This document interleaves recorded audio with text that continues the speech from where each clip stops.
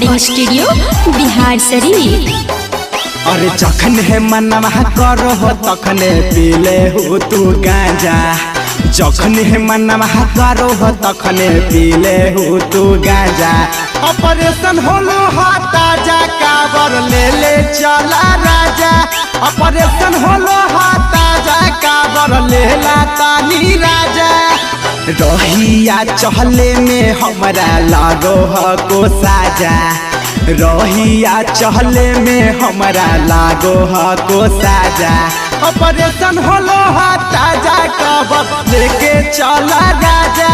Operation होलो हाथा जा काबर ले ला तानी राजा। ले ले चला राजा। ऑपरेशन होलो मिक्स बाय पी बिहारी।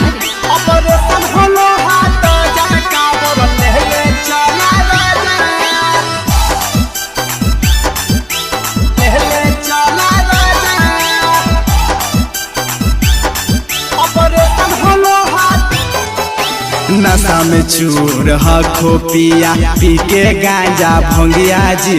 चढ़ल न जाहो हमारा पिया सुइया पहड़िया जी।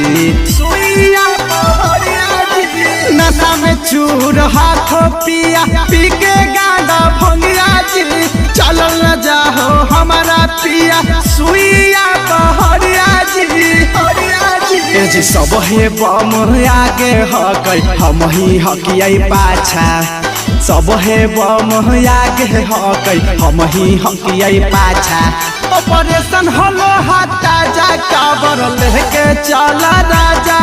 ऑपरेशन होलो हाथा जा काबर ले ले चला राजा।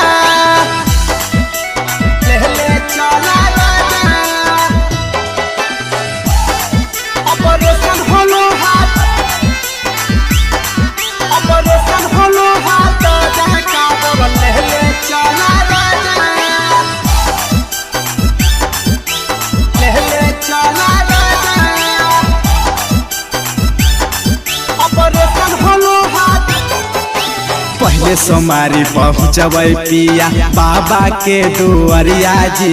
4 बजे भोर में करबै जाके बाबा के जल ढरिया जी।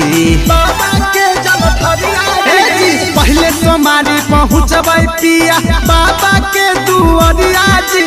4 बजे भोर में करबै जाके बाबा के जल ढरिया जी।